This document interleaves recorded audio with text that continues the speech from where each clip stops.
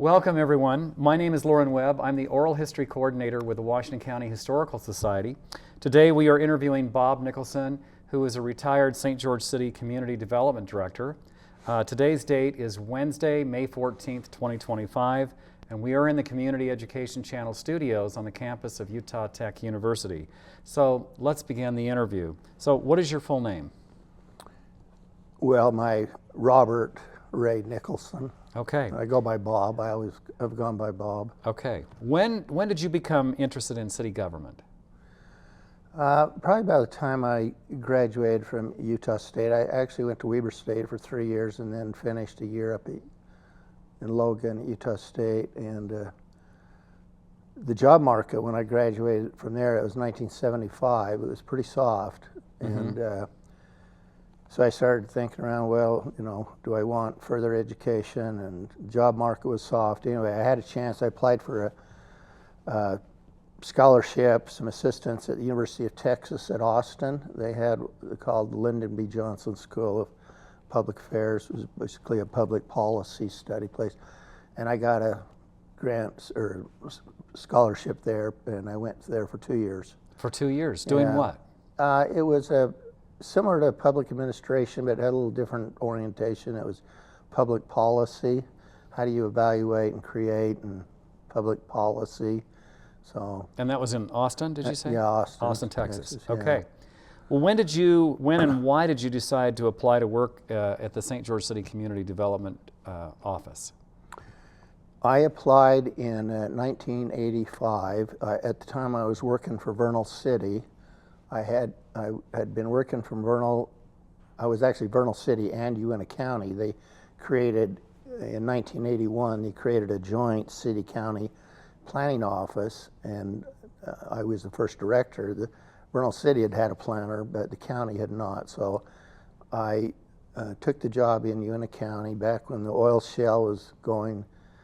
It was booming, oil shale, and they had other resource development. It was quite a booming little town. Well, and, let's backtrack then. Okay. So after you left Austin, where did you go? My first job was with Ogden City, Weber County. Oh, okay. Yeah. And what year was this? Hometown. That was 1978. And that was your hometown? Yeah, I grew up in Ogden. Okay.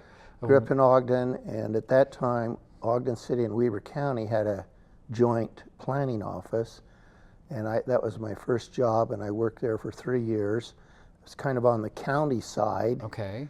Had one director, but then they split it into Ogden City side and Weber County side, and the county had some of the smaller towns, Riverdale, Roy, North Ogden, Pleasant View, and I helped some of the smaller cities in my 3-year tenure there. And then I took the job in Vernal City, Weber County in 1981 as they were entering quite a boom with oil shale, and they had resource development, a lot of oil wells. Oil was booming, and they probably had a lot of money available, right, at that time? Yeah, okay. Pretty much. It was a going economy. When Yeah. When the oil prices were up, their economy was up. So I started in 1981 in Vernal. Doing what? City and county planning. City and county planning. City and county Okay. planning. And they each had their own planning commission, like Vernal City had a planning commission and, of course, city council. The county had a county planning commission and the county commission, and so we were the staff to both groups, and it was enjoyable. But then the oil shale boom died when the federal government, Jimmy Carter was president. They withdrew these, what they called the synthetic fuels subsidies that they had given out for development of synthetic fuels, oil shale being one. And when they retracted those subsidies, the industry just ended. So then, how long did you work there? I worked about 4 years. 4 years. And during that time, what were some of your accomplishments that you feel like stood out in Uintah County? It was ordinance development, planning. We spent a lot of time developing at what we called the Ashley Valley Master Plan. And because the scenario was that it was going to be a major boom area, nobody saw the end of the oil shale development and even oil and gas. When the price of a barrel of oil dropped, then the oil fields kind of slowed down. So anyway, we did traditional, development of plans for both the city and the county, and tried to update their development regulations. Okay. So when it died, is that when you looked to apply to St. George? Yes. Okay. My wife was a pharmacist at the Smith's food store that had just recently opened in Vernal, and I think she was on target to be the manager. But anyway,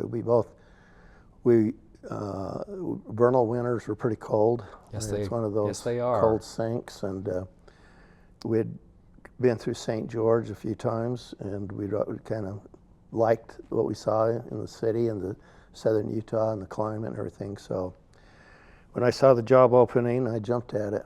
So what year did you apply? I applied in '85. In 1985. And I started in '85. Okay. And is that when you became the community development director? Right. Okay. So what did you see were your duties as community development director for St. George? Well, there was probably 4 functions. The planning and zoning was probably the main one. I also had economic development was responsibility, because at that time the county had not created their economic development effort that came years later. So when I started in '85, there was planning and zoning, economic development, supervise the building inspection department, and then also supervise code enforcement. Okay, because I looked at it today and it says business licensing, planning and zoning, code enforcement, and special event permits. Yeah, so that's changed. Yeah. Okay, so let's talk about some of those areas that you were involved with during that time. Anything that stands out as far as the jobs, the overview or overseeing of those divisions, those 4 divisions that you talked about? Economic development, what was it? Code enforcement, planning and zoning. So was there 3?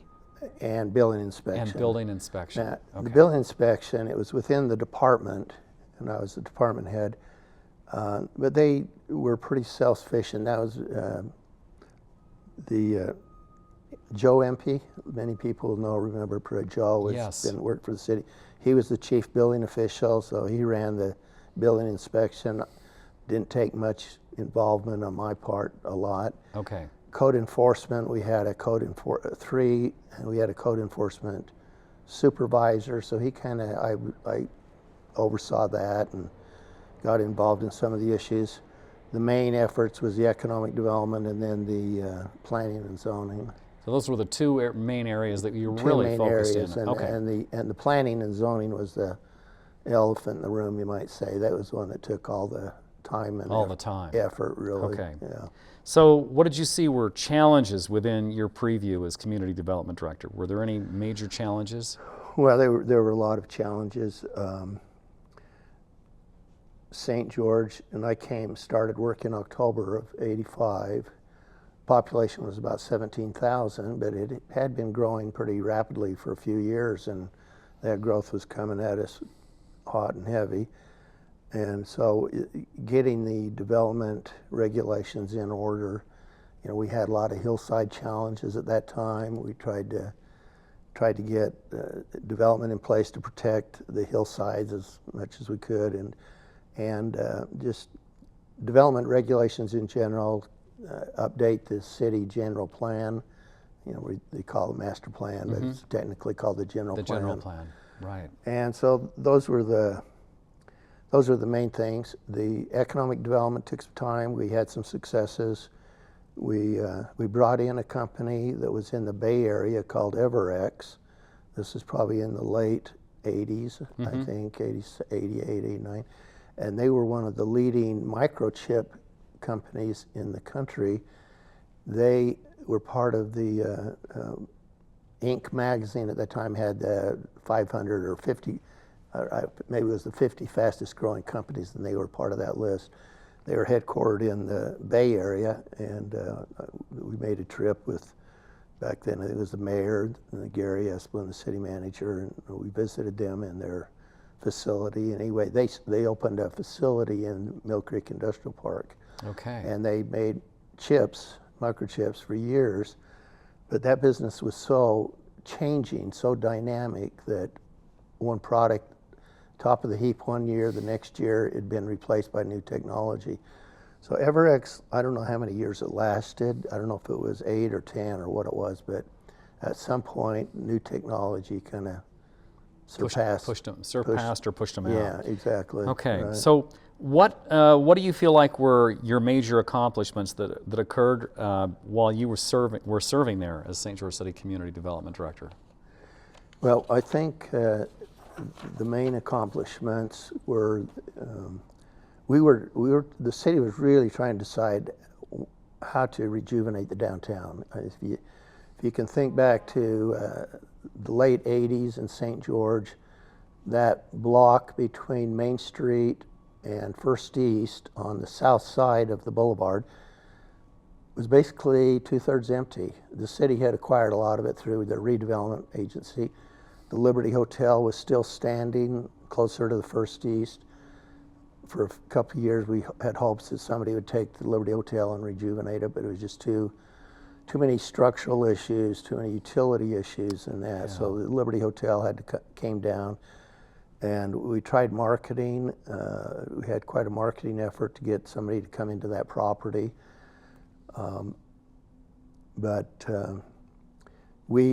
There was a kind of an agreement, and it was good that Carl Brooks was the mayor at the time, Gary Esplin, city manager, that historic preservation would be a great emphasis, the way kind of our vision to make St. George, or not make, but maintain it as a unique and special place. So many cities with, you get franchise development, franchise architecture, the cities all they look the same. Right. They all got the same stores and shops and whatever.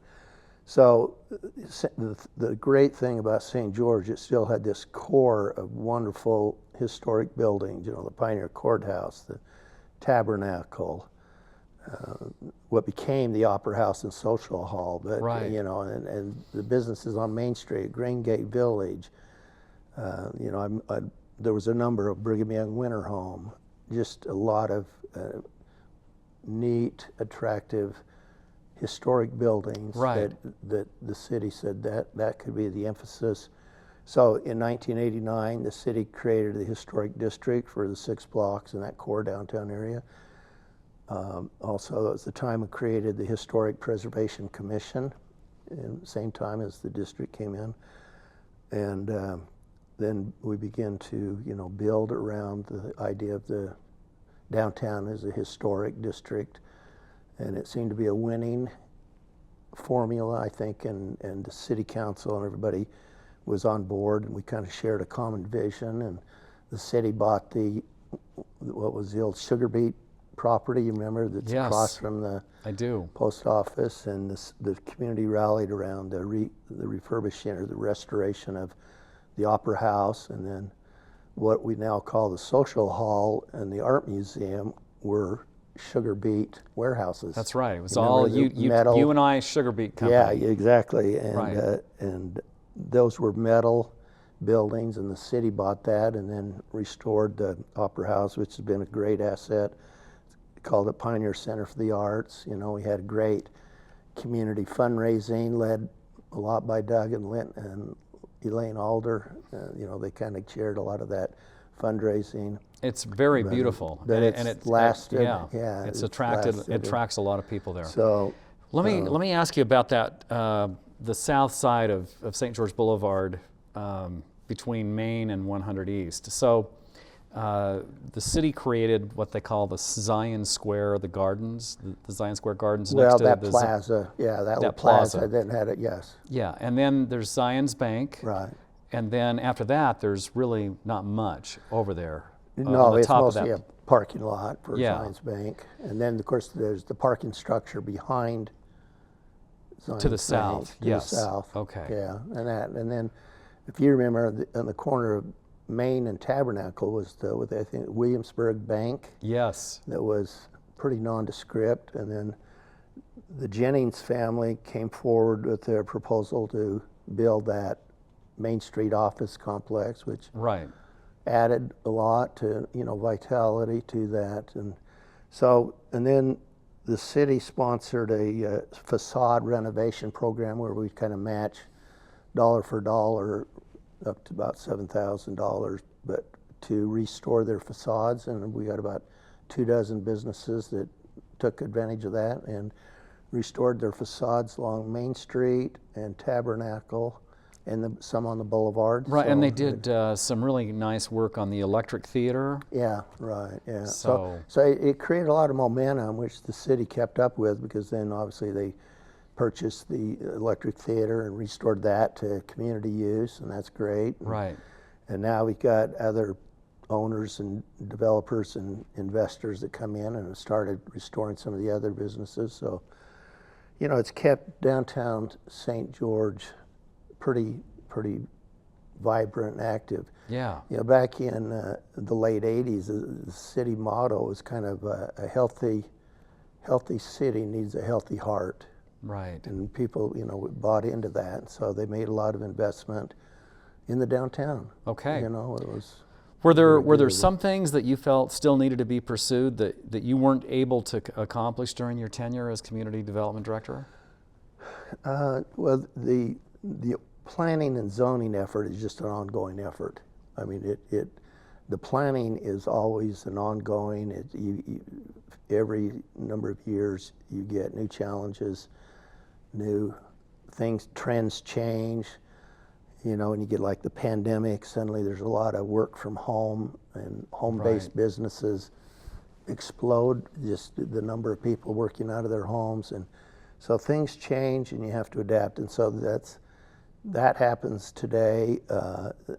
Every city is faced with new challenges. And so the planning thing is an ongoing effort, and same with updating your regulations. Right.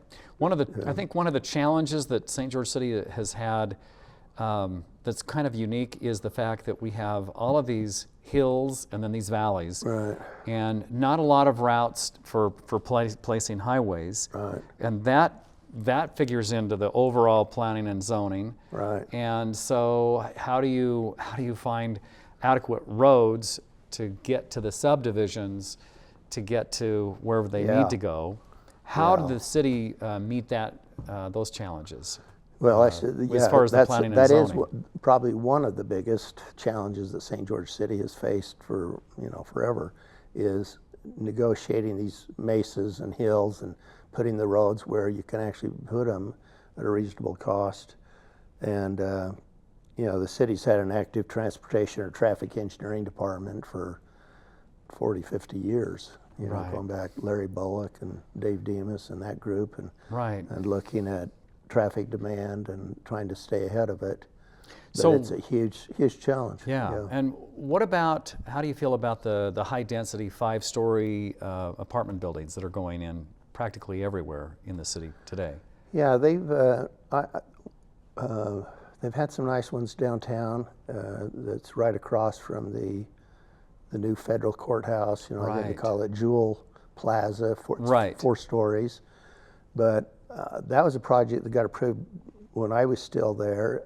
We worked with the developer, and we had regulations that said they could go 4 stories, provided it's mixed use, where the ground floor is commercial and the upper floor is then residential. And so that was one of the first successes, I think, of kind of mixed use. And Well, the restaurant there, Farmstead. is Yeah. very popular. Yeah. It's become kind of a nice centerpiece for a lot of Right. people to eat lunch there across Yep, the street yep. from the federal building, or Right. the courthouse, I should say. Yeah. Okay. So, but those other high rise, I mean, that's kind of you're either going to go vertical or horizontal, and sometimes going vertical is the best solution. Yeah. Especially when you're in an urban area, downtown area. Okay. Were there any other aspects of either planning and zoning or economic development that you were involved with while you were with St. George City that you would like to mention? Well, You know, we tried to recruit under the economic development effort. We tried to recruit businesses that would demand skilled workers, which would bring the wage levels up. And we were moderately successful. The city developed the Mill Creek Industrial Park out on the east side near the border with Washington City, but you know, that took a while to fill up. It's been filled for a number of years, and you know, that's.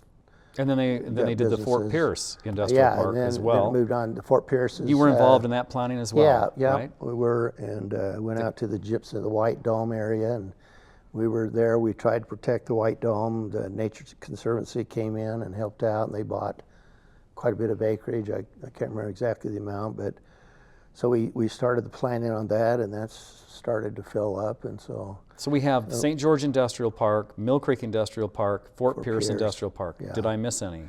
No, I think that's it. And then, you know, Tech Ridge, the old airport, is going to be kind of a clean office park, you might say. Right.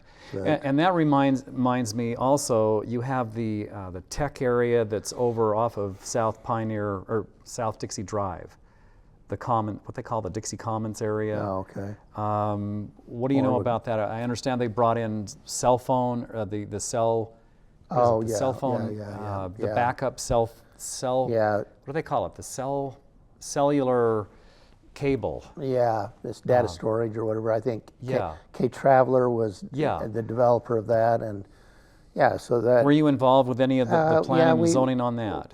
Yes, we were in the start of that. We did the approval of this, you know, the approval of the plans and buildings, and then. So they call it the Dixie Commons area, right? Well, I don't know exactly what the formal name is. They have that commercial area right nearby that has grown into a lot of commercial shops. There's a couple of restaurants and some other things, but. I know the office park that you're talking about. I'm not sure what the name of it is, but that's become a nice, office park. Okay. Yeah. What other municipalities did you work for or contract with after retiring from St. George City? By the way, what year did you retire? December 2014. December 2014. So that was somewhere between 28 and 29 years. Wow. Started in '85. So. Okay. And also tell us what accomplishments you feel like you made during your tenure with these other municipalities. I worked with Santa Clara City part-time for about 6 years, and probably 7 years with Kanab City. I spent considerably more time with Santa Clara. Was this consecutive? You worked 6 years for Santa Clara, and then after you finished there, No, they were concurrent. They were concurrent. Concurrent, okay. Yeah. Okay. And at Kanab, it was fewer hours per month, but still, I would go out to their meetings, and Kanab was a great town for those who've been out there to see Kanab. And I learned a lot going to Kanab, but I didn't realize how many incredible natural wonders there are, you know, within an hour of Kanab. I learned to see it, visit a lot of places. So tell me just a little bit about some of the things that you feel like you accomplished while you were with Santa Clara and with later and with Kanab. Kanab, same time, yeah. Well, it was mostly ordinance development and plan development, right? We updated what they called their South Hills plan that's out on the southwest area of Santa Clara, but mostly it was project review, processing their, rezoning requests, trying to update standards, and somewhat similar for Kanab, update their development regulations and also their general plan. They had gone through a major update in around 2010 or something, and then you try and update the plans at least every 5 years. So we got involved in that update. So what other civic or religious organizations have you participated in, if any? I was with a committee called Dixie Scholarship Associates for about 4 years. It was a committee that had operated for a number of years. I was asked to replace a retiring one of the members, but That was a group that raised money for a needs-based scholarship Okay. for students. And one of the things the committee did was sponsor Dixie's Got Talent. That went on for years. And then about 2 or 3 years ago, the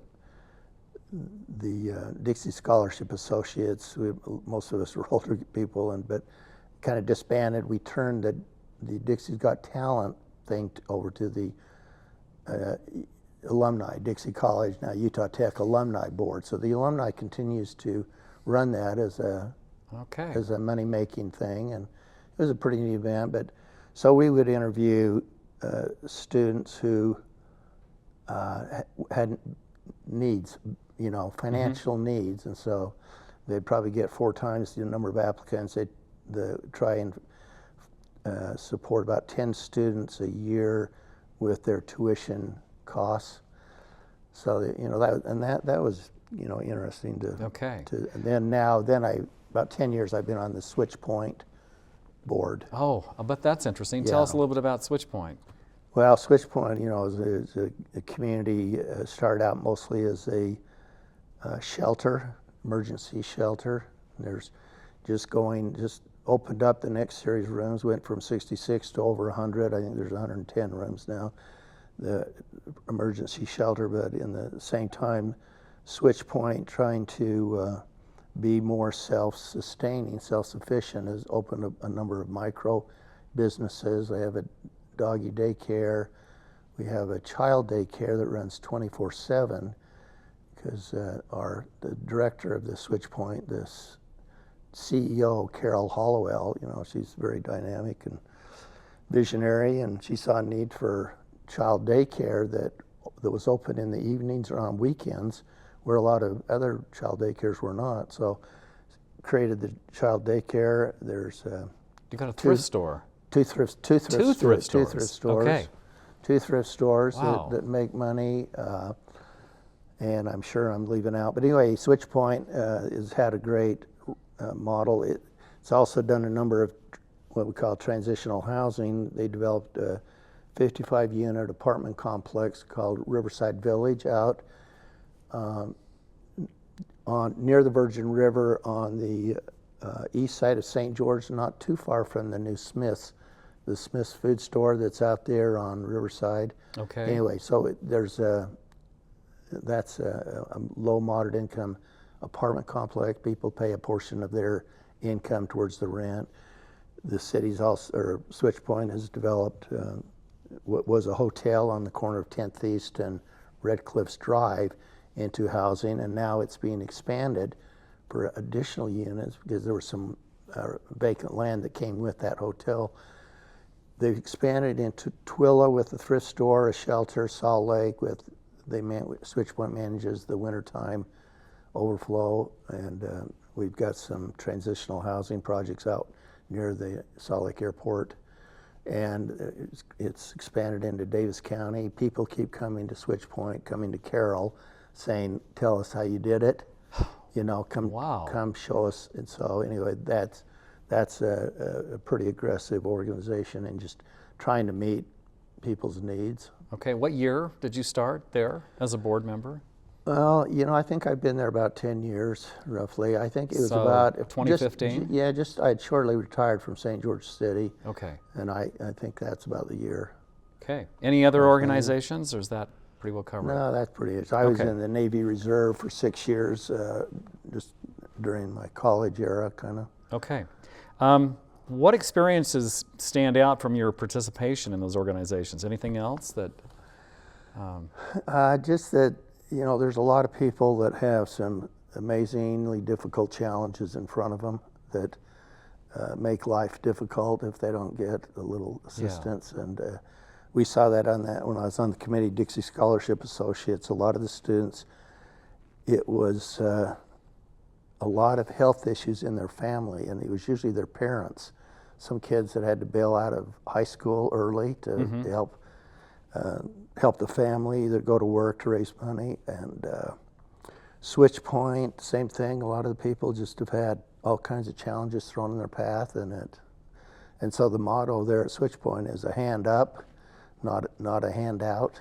You know, it's self-help, but so Wow. those are I guess the main things. Okay.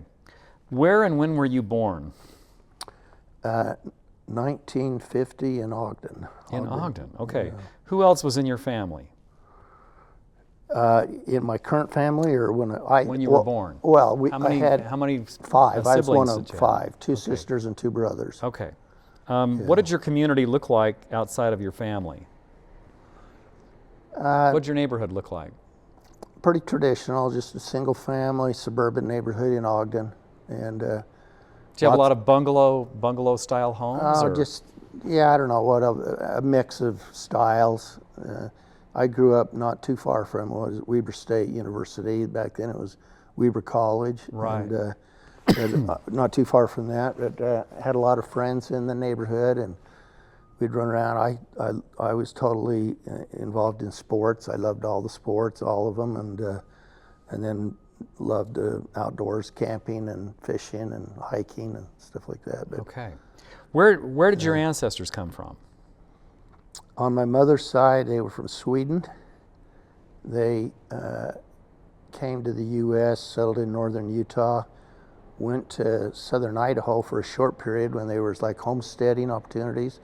That turned out to be a failure. It was just not the right conditions, and they moved back to northern Utah. On my dad's side, my dad grew up in West Virginia, but his ancestors came out of Scotland. Okay. Interesting. So, And where did they first settle when they came to the United States? On my mother's side, they went directly from Sweden to Ogden. Ogden. Okay. Yeah, and then on my dad's side, they went. They settled into West Virginia in the rural hill country, and my grandpa on my dad's side was involved in the mines, the coal mines, for a little while, and then he had some other, but he also operated a very traditional rural farm, had all kinds of farm animals, and so raised a lot of farm animals, but had some affiliation with the mines. Okay. Describe your grammar school and your high school years. In Ogden at Wasatch Elementary, and just I guess pretty normal. I don't think anything particular stands out. And your middle school? Or middle school or junior high? Yeah, junior high. Yeah, Mount Ogden Junior High. And high school? Ogden High School. Ogden High School. Yeah, 3 Okay. years. And Ogden High, I was into sports quite a bit. What kind of sports? Mostly baseball, and I ended up getting a scholarship to Weber State out of baseball. What position did you play? Pitcher. Yeah. Did you have curveballs, fastball? Yeah. Both? Both. Okay. Yeah. And did you compete quite a bit? And were you fairly successful there? Yeah, we had a good team. One of my goals growing up, because Ogden was the host city for a high school all-star game that was played at their main facility called John Affleck Park. And I always wanted to hope that I could play in that, and I was able to do that. And it was a thrill. As a high school senior, you had the North seniors against the South, and the division was somewhere around Davis County. So Davis County North, you were with the North, and below that you were with the South. Anyway, that was a 1969 game. I bet that was really... That was a thrill. But so I played a lot of baseball when I was growing up, and loved basketball. Played 1 year high school football, but anyway, just liked them all. Okay. Liked them all. So, were there any influential teachers that stood out that you had? In high school there was a guy, Dell Warner, who was he taught Russian. I didn't take Russian, but he was also, I think, an English teacher and something else. But he was a real jolly, good-humored guy that everybody liked because he was great personality. And then one of the coaches that I really liked a lot was the baseball coach, Lee Bybee. He was really nice guy, good guy, and a mentor possibly as well. Yeah, he was just so even-keeled. Never got too excited, or down, or didn't yell at us, or just So he was a good coach, good guy to play for. Okay. Did you have any hobbies or interests as a child? Mostly just sports and Okay. running around sports and. I Not grew up coin collecting not or coin collect. Yeah, I never coin collected or stamp collected or anything like that? anything like that. It was there was a number of guys my age that we grew up together, and we all played sports. Little league baseball and played basketball together. And Okay. Education-wise, did you attend college or university, and what was your major and minor? I went to Weber State for 3 years.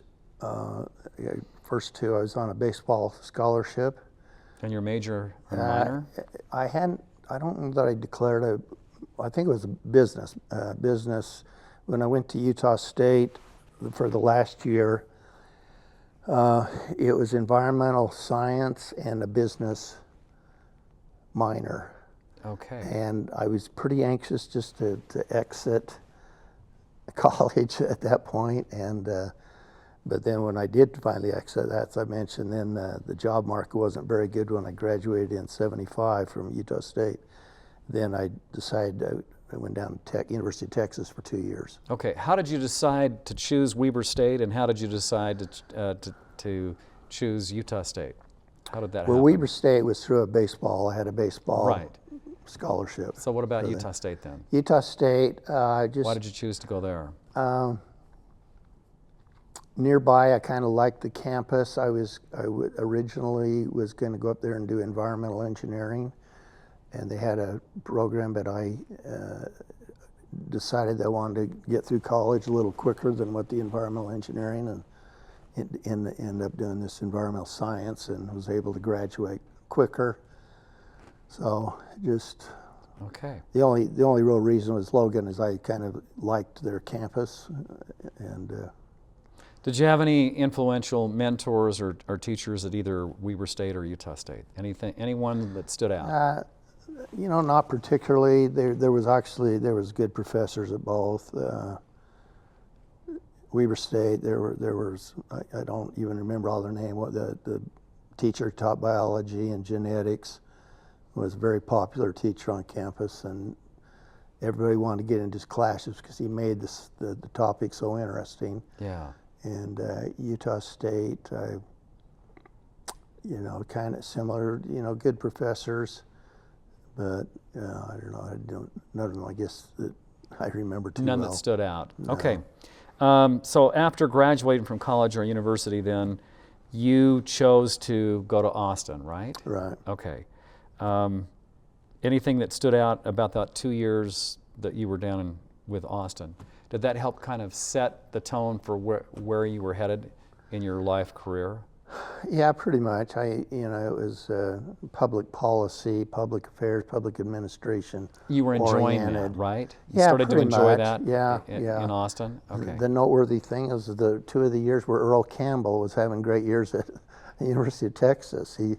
I think I was there during his sophomore and junior year. Who was this again? Earl Campbell was the All-American running back for Texas that went into the NFL. And this is University of Texas at Austin, right? Yeah. Wow. Well, this is a big campus, right? Huge campus. Huge campus. Yeah, 30, 40,000 students. Wow. But big state, they had, I think they call it War Memorial Stadium, and Darrell Royal was the football coach, and Earl Campbell was but they had a great program year in and year out. They were usually in the top 10. But okay, so you're liking this. This is something you're wanting to do. It was interesting Okay. to go to school. Austin was quite a music capital of Austin, Right. Austin city limits. Yes. And, Did you ever go to that? I think I was there one time. Okay. But, That's kind of a fun. It yeah. was kind of a fun thing back Yes. there during the 80s. Right, Okay. yeah, right. So describe how you met and married your spouse, and what is her name? Her name is Peggy. It was Peggy Bakke at the time. I did an internship up in Wisconsin in graduate school. You had to do a summer internship. I never had been to Wisconsin. I ended up at the Wisconsin Department of Transportation. They had an intern position in their environmental review. Oh, wow. When they build highways. And what city is this? Madison. Madison. You were in Madison. Sorry, Madison. So The state capital. Right, state capital. I went up there, and it just so happens that Peggy was a college student, but she worked there in the summer as kind of a secretary clerk, helping out whatever. So we met there, and that started the romance. Okay. So describe any important aspects of family life and raising your children. Do you have children? I have 2 daughters that are now both grown. They live in Phoenix. Okay. One daughter has 3 boys. You got 12, 10, and 8-year-old, and they're all involved in sports. But so how many grandchildren? just 3. Three Three grandchildren. right now. Okay. One, and so both daughters are married, and they live in Phoenix. But you know, St. George, it was a good environment to raise the girls. They went to Snow Canyon Junior High, Snow Canyon High School. High school. The good thing, we trusted them. They had, you know, make good decisions, and for the most part, they always did. They had good friends, which helped a lot. If you get your kids involved with good friends, that's true. And they kind of do good things together. So right. So as you look back over your life, what is it that you would like to be remembered for? You know, I think being a good parent probably stands out as one thing. Is, you know, did we do a good job? And I think you know, we did a pretty good job of raising the girls, because they're doing a good job raising their kids. And anyway, and you know, work with the city was good. There was a good camaraderie. You know, Gary was the captain of the team, and everybody, a lot of Gary Esplin. A lot of the department heads were long tenured there. You know, Kent Perkins had been there for a long time. Larry Bullock, and there's Wayne MacArthur, and on and on. I start mentioning, I'd leave somebody out, but you know, most of them were there for quite a number of years, and so everybody kind of had a common vision to stay ahead of the problems. And when you look at that, I mean, you feel like you really accomplished a lot, right? I mean, yeah, I think as a the team, direction of the city. I think as a team, you know, you never. It's hard to say, I did this, because everything's pretty much a team effort, you know.